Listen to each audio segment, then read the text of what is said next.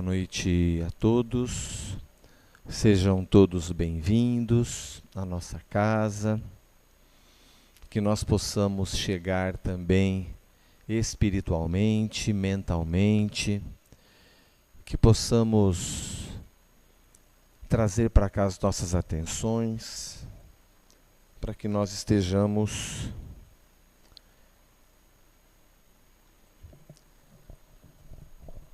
conectados nesse momento do Evangelho. Nós vamos pedir para a Sene nos fazer a oração de abertura. Já é hora de desligarmos todos os aparelhos eletrônicos e em seguida João Pedro nos fará a leitura da lição de hoje. Boa noite a todos, sejam todos bem-vindos a mais um estudo do Evangelho.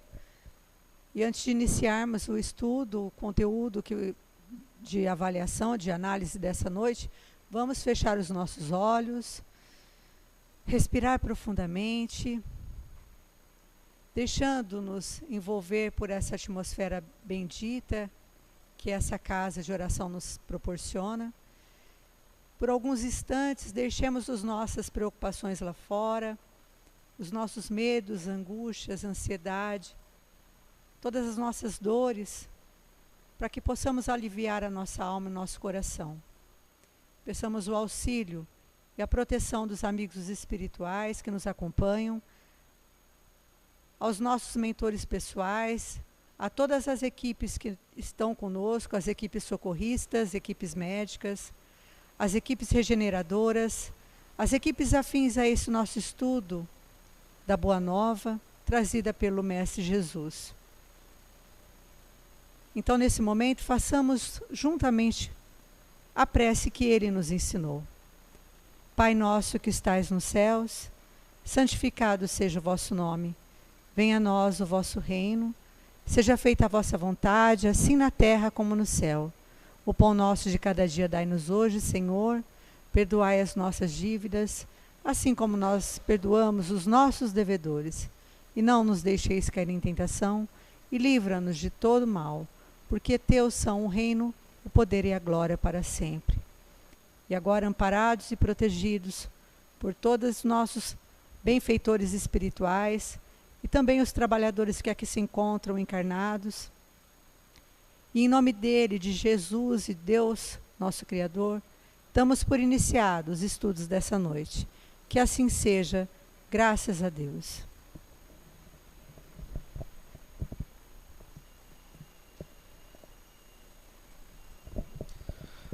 Boa noite a todos.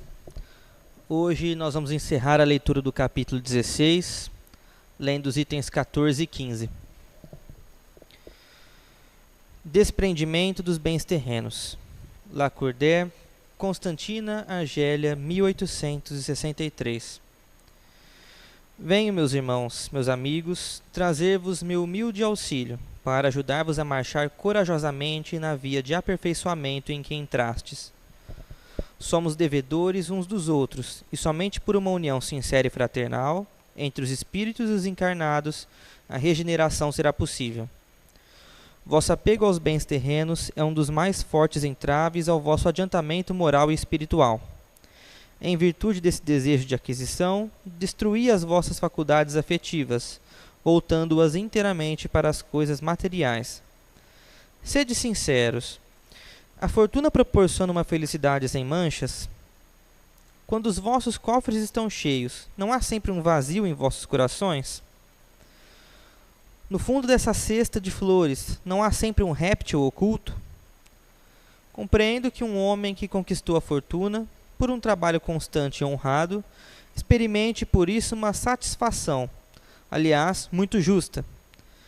Mas desta satisfação, muito natural e que Deus aprova, há um apego que absorve os demais sentimentos e paralisa os impulsos do coração, há uma distância igual à que vai da sórdida avareza à prodigalidade exagerada.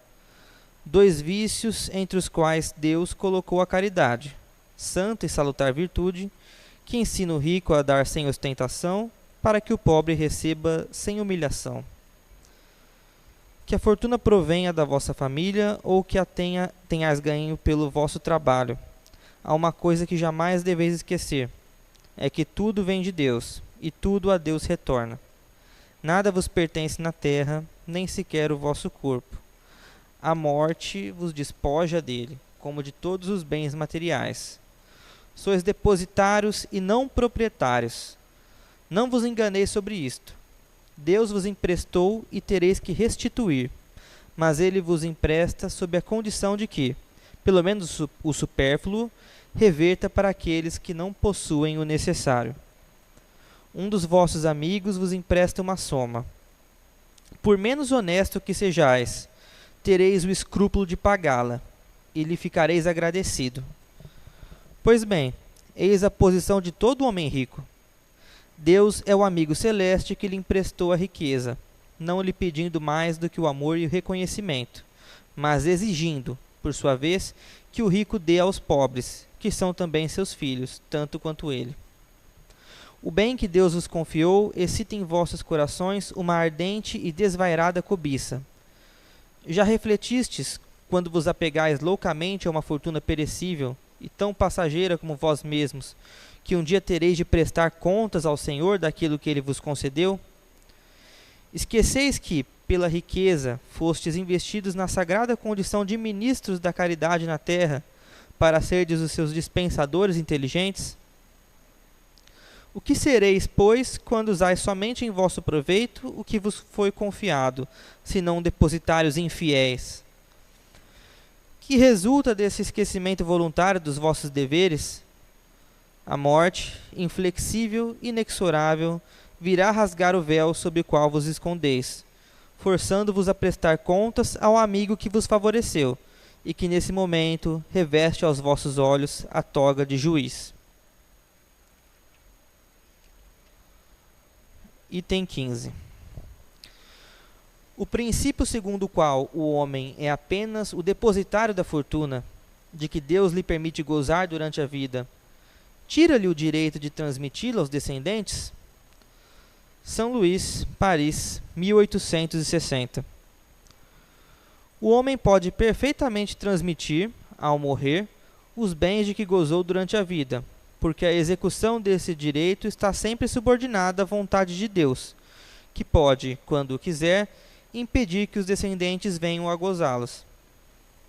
É por isso que vemos ruírem fortunas que pareciam solidamente estabelecidas. A vontade do homem de conservar a sua fortuna na linha de sua descendência é, portanto, impotente. Mas isso não lhe tira o direito de transmitir o empréstimo recebido, desde que Deus o retirará quando julgar conveniente. Que assim seja.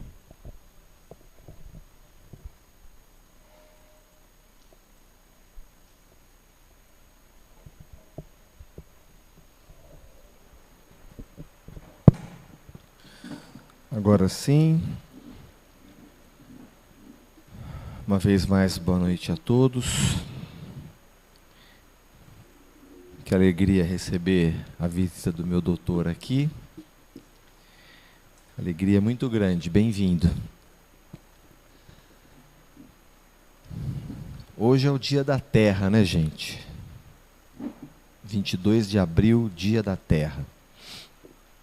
E aí, estudando a lição de hoje e ontem, apareceu na minha frente assim,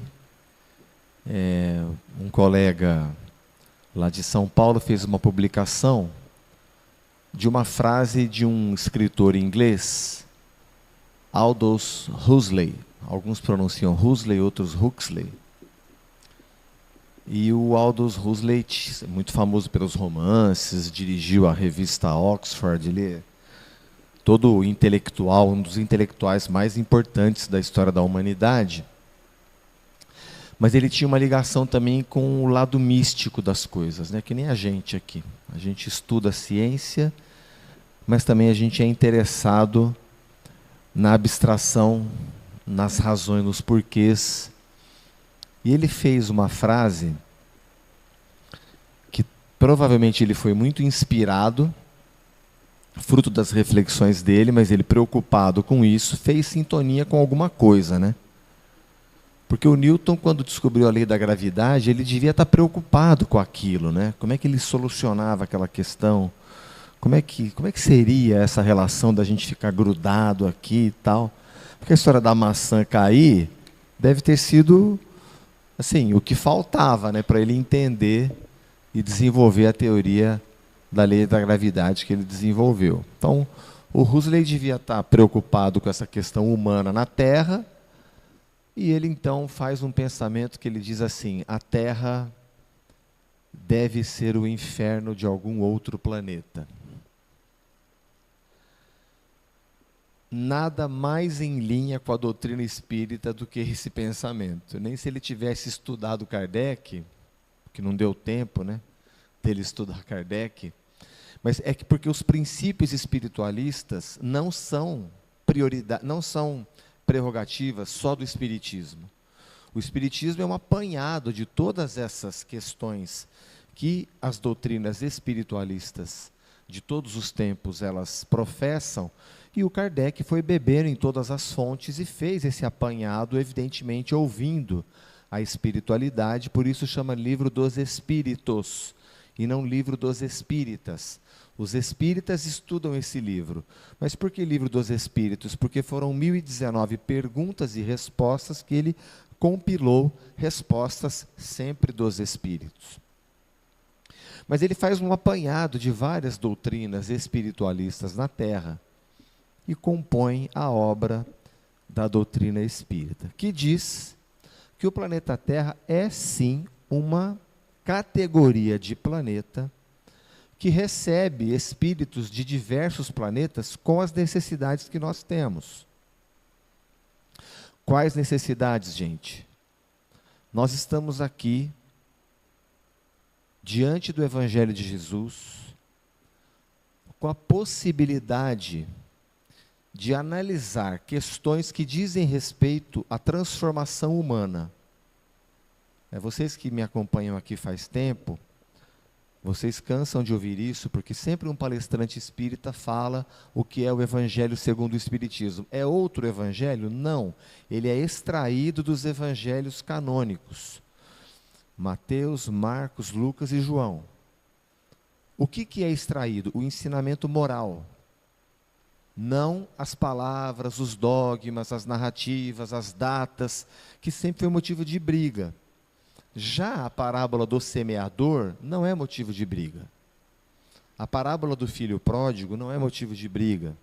A parábola do bom samaritano não é motivo de briga. Você pode discordar em algum ponto, mas a parábola do samaritano deixa claro que não importa o nome, o sobrenome, o saldo no banco, se você não tiver atitude. E isso veio até nós. E eu, Papa, tenho uma tese de que Jesus, entendendo o ambiente no qual ele traria essa mensagem, ele se preparou para isso.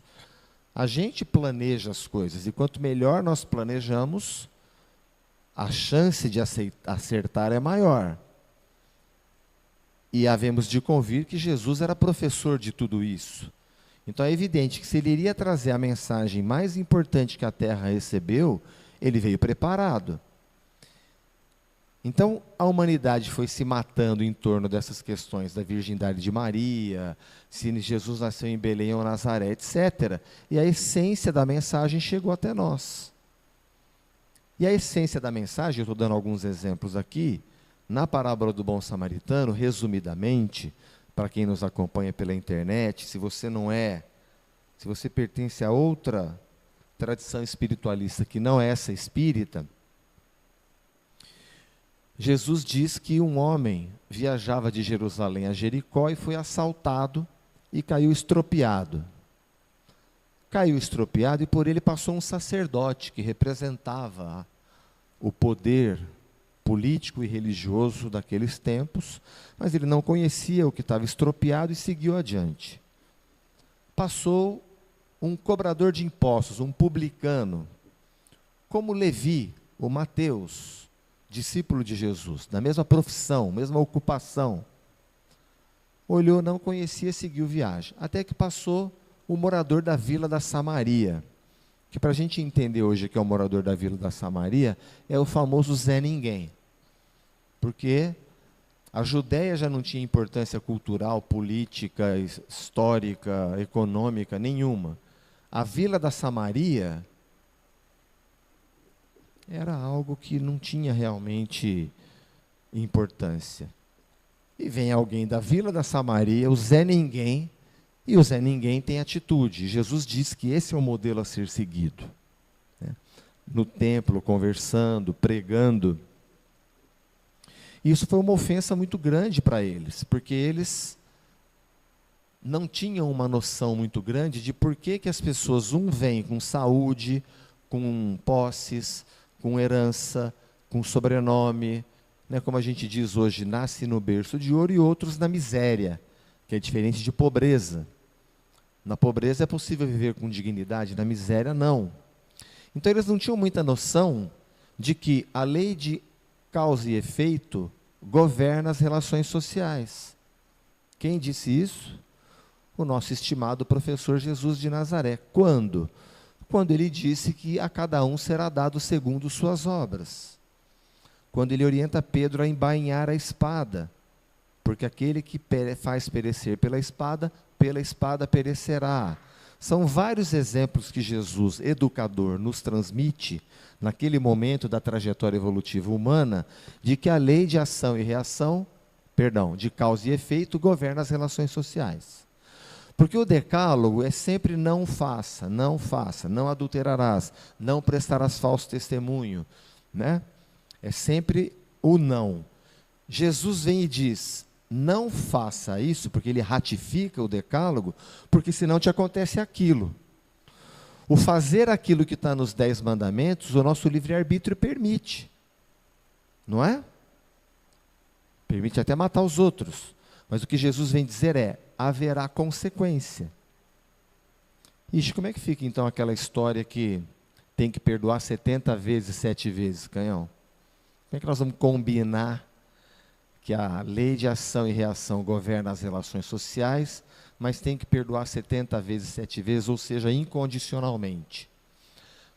E eu brinco com as palavras, mas é uma brincadeira séria, para dizer que, mesmo quando nós cometemos um homicídio, nós estamos imediatamente perdoados, porque a lei é o perdão incondicional, mas haverá consequência.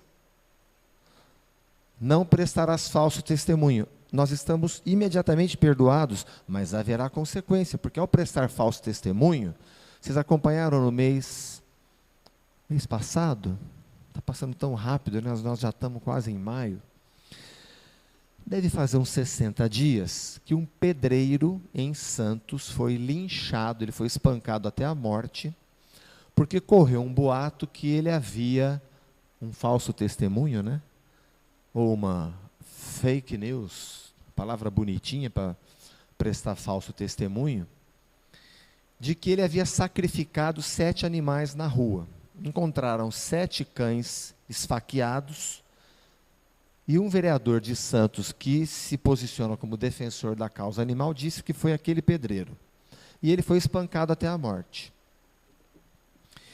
Depois descobriu-se que não era ele, que ele tinha uma questão de deficiência, uma questão de saúde mental, mas ele trabalhava como pedreiro, ganhava um salário mínimo, e parte desse salário mínimo ele mandava para a mãe, que mora numa cidade do Nordeste. E ela, devastada pela morte do filho, ela ao menos conseguiu dizer isso: meu filho era um homem honesto, que me mandava tantos reais por mês, mesmo estando registrado lá com um salário mínimo, ele me mandava tantos reais por mês para me ajudar aqui em casa. Então eu estou devastada pela morte do meu filho e não sei o que eu faço agora para viver. Então, ao prestar falso testemunho, como é que é? A lei, a cada um será dado segundo suas obras. Então, a liberdade de prestar falso testemunho, eu já falei, a gente tem sempre que a gente passa para frente uma bobagem de WhatsApp que a gente não checou a fonte. Não se sabe ainda a situação do idoso, lá que entrou na agência do Rio de Janeiro. Não se sabe, está tudo no campo da investigação. Mas a parafernália de mensagem que surgiu, eu não sei como é que aquela moça está viva dentro da prisão, mas não se sabe ainda. Nós podemos especular, nós vamos confiar nas autoridades que vão fazer a investigação, que pode estar certo, que tem interesse junto.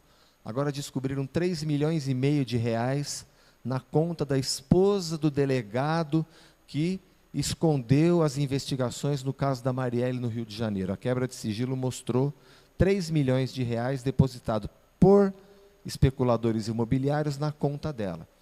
Mas nós temos que ter paciência, nós temos que ir lendo, estudando, e não sair dando uma informação que a gente não tem certeza. E eu falo particularmente aos espíritas. O Allan Kardec, ele disse no livro Obras Póstumas, muitas vezes posso ter rejeitado 10 verdades, mas não admitir uma falsidade no corpo da doutrina espírita. Por isso que a gente tem tanta segurança, né, nesse corpo doutrinário que nós estamos estudando. Então, o Huxley, ele fala que a Terra deve ser um planeta, deve ser o inferno de algum outro planeta. Por quê? A quantidade de gente que nós estamos vendo sofrendo é muito superior aos carrascos. Né? Hoje acharam mais 180 corpos no hospital em Gaza. Não se sabem as circunstâncias dos 35 mil mortos só nessa guerra.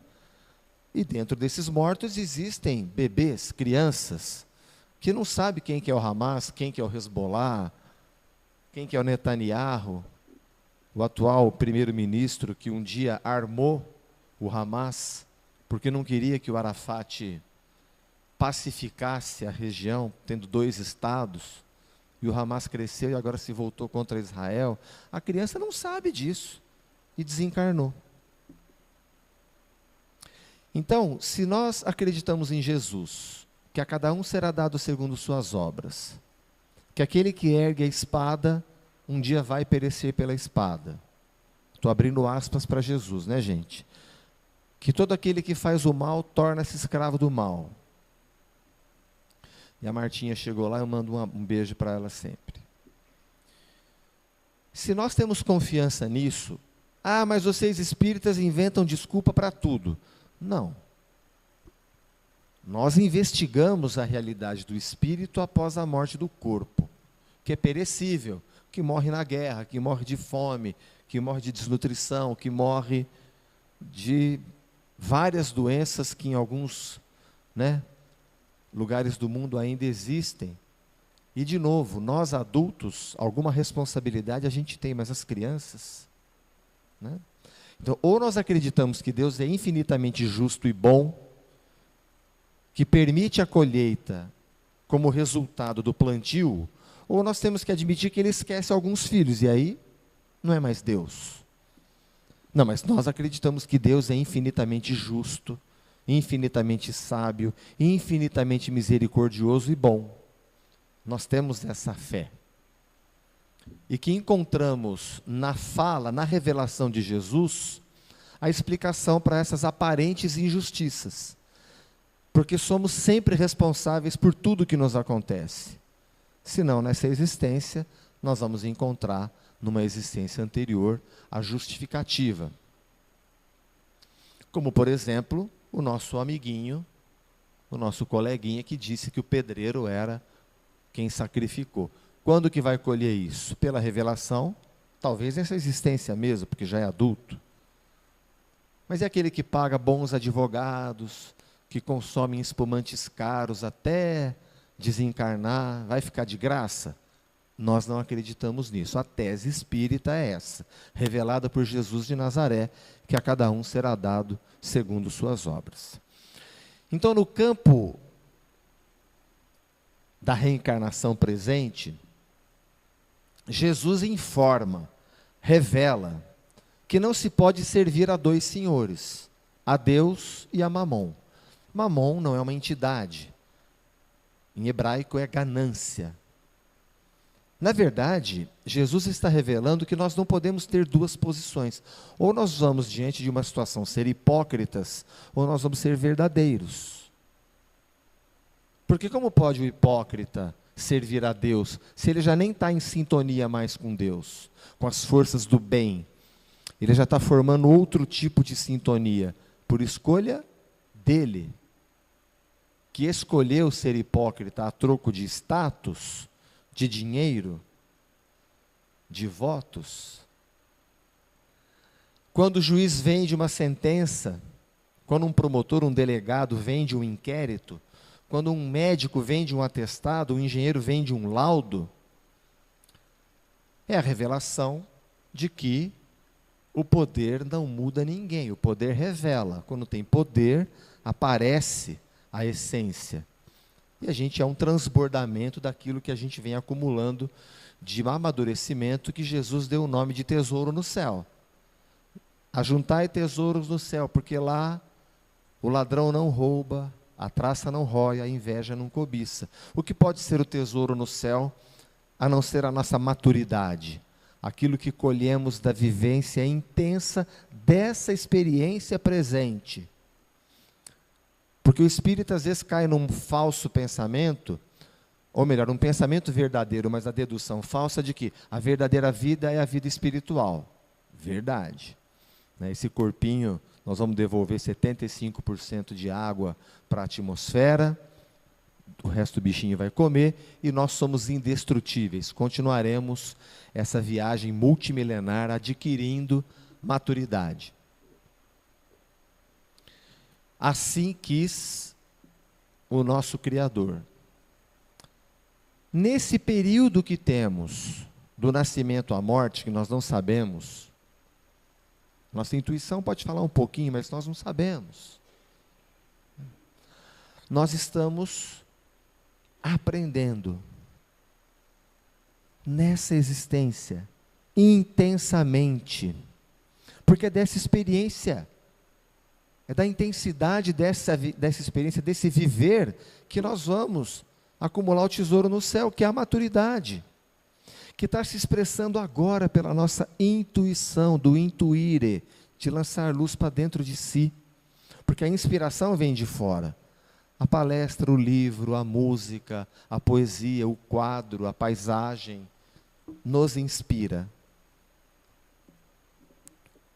O mentor espiritual nos inspira, e o obsessor nos obsedia, mas quem escolheu onde colocar o botãozinho do rádio, em que sintonia, foi a gente.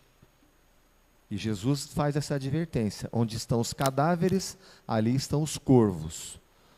Porque ele não tinha condições naquela época de dizer: olha, vigia o teu pensamento, vigia o teu sentimento, porque à medida que você vibrar, você vai formar uma sequência, uma frequência que vai formar uma sintonia. Com o quê?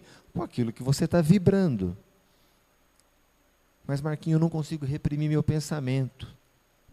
Às vezes vem umas coisas, mas você concorda que a hora que vem a coisa, e você já elabora para saber fazer, o que você vai fazer com aquilo, é um passo, né? Quando eu ajo imediatamente, é o que eu sou. Quando eu penso para agir, é o que eu quero ser. Não matarás porque as consequências, não prestará falso testemunho porque as consequências. Nós estamos falando no campo da espiritualidade, né, gente? Porque depois vem as ciências psíquicas, a ciência, a cosmologia. Aqui nós estamos especulando as questões no campo da espiritualidade. Se é impossível, o nome do nosso capítulo, né? Capítulo 16 do Evangelho segundo o Espiritismo. Se não se pode servir a Deus e a Mamon, o tema de hoje, desprendimento dos bens terrenos, ele vem dizer que ou a gente é apegado, ou nós somos responsáveis pelo que se passa no nosso entorno. E ao invés de ficar especulando, eu escolhi um exemplo. Quem conhece, quem já viu o senhor Argemiro fazendo palestra aqui? O senhor Argemiro lembra um pouquinho o Monteiro Lobato. Diferente de mim, o cabelo dele começa a nascer logo depois da sobrancelha. E eu falo, que injustiça de Deus. Nasce aqui. Impressionante. O senhor Argemiro construiu uma instituição, junto com um grupo de colaboradores, que nem o seu Papa fez aqui, no colégio, no ginásio Campos Elíseos, na creche Vovó Meca, o Obreiros do Bem, lá no fim do Parque Ribeirão Preto, quase no Branca Salles, aquele bairro vizinho da Casas Bahia, lá no Anel Viário Sul. obreiros do bem. Mas um belo dia, o seu Argemiro juntou um dinheiro, ele é aposentado do Banco do Brasil, e comprou um terreno no Jardim Botânico. Construiu um centro espírita, constituiu uma diretoria. Quando ele constituiu uma diretoria, ele falou: valeu, pessoal, bom trabalho, eu estou voltando para o Obreiros do Bem. Ele podia ter pego aquele dinheiro, viajado, podia ter feito um monte de coisa, mas é um exemplo, e hoje, né, o União Fraterna lá no Jardim Botânico é uma maravilha. Né? Fizemos uma vaquinha para construir a parte de trás, onde tem a evangelização. Fizemos porque eu participei, o Edgar Tão, que está sempre aqui, na época trabalhava lá, e a Priscila é filha da... Olha que pecado, hein? Valcir vai me ajudar a lembrar lá. Verônica, muito obrigado. Desculpa, Verônica. Fizemos uma vaquinha para construir lá atrás. Depois fizemos uma vacona para comprar aquele terreno do lado, onde nós levamos o André Trigueiro para fazer a palestra lá, lotado. Então, né, eu acho que é um exemplo de desprendimento, porque ele poderia usar esse dinheiro para trocar de carro, para ir para a Europa, para fazer 600 mil coisas. Ele escolheu construir do bolso uma sociedade espírita, um prédio, constituir uma diretoria, bom trabalho, está lá a Priscila encarnada trabalhando e a Verônica inspirando, está lá, União Fraterna. A questão do herdeiro que ele aborda no final da lição. É lícito? É lícito. Agora, a gente sabe que tem herdeiro que faz a fortuna prosperar, parábola dos talentos, e herdeiro que não tem condições, que não tem formação para seguir adiante com aquilo. Mas é lícito? É. Quem conheceu a JP Farmacêutica há alguns anos e conhece agora, o tamanho que ficou, a usina São Francisco, que faz aquele açúcar Native, que exporta para 145 países do mundo, a Aliage, e assim sucessivamente. Não precisamos falar de quem não deu certo. Tá?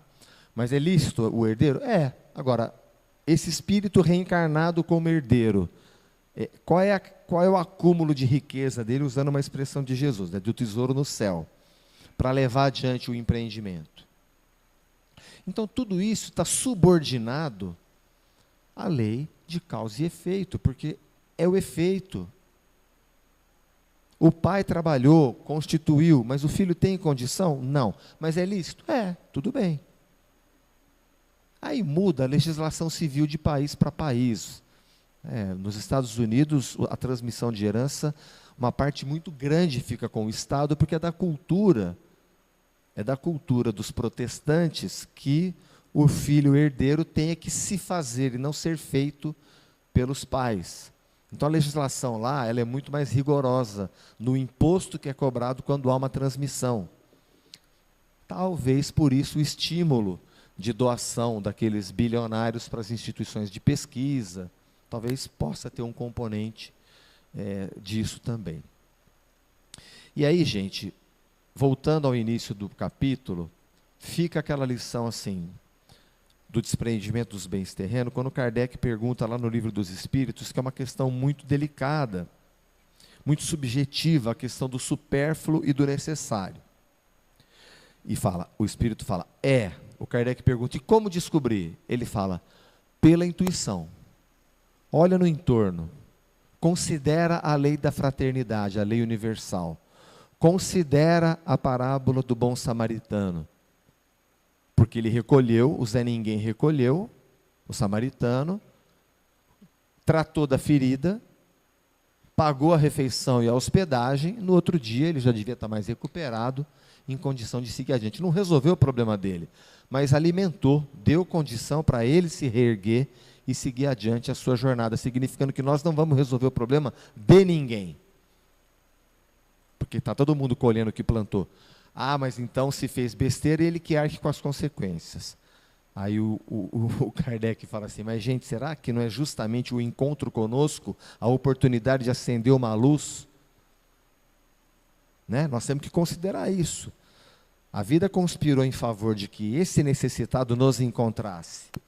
e que nós, necessitados, encontremos aquele que pode nos ajudar, para que nós possamos ter um alívio, né?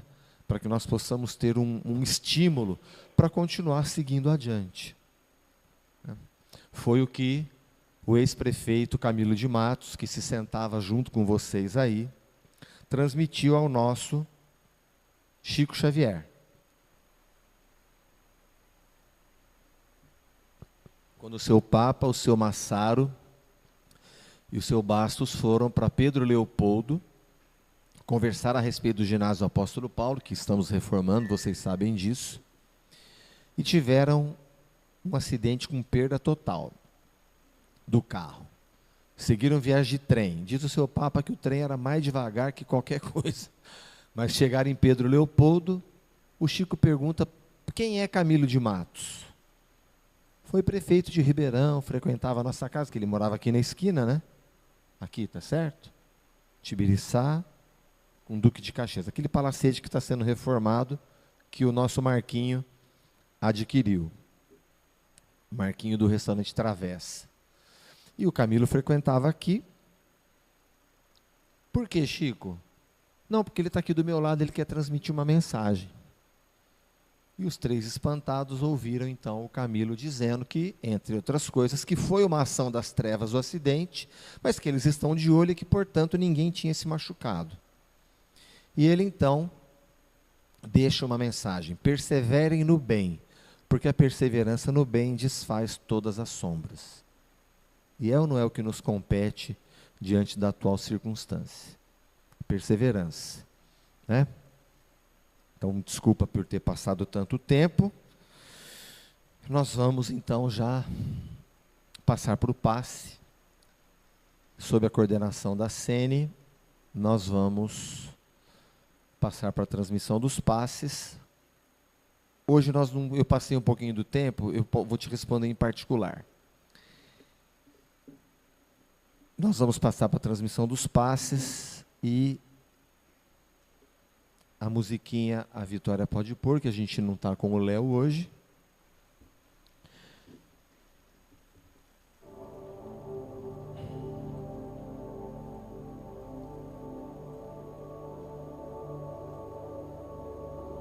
Vamos mentalizar os nossos lares, os nossos familiares,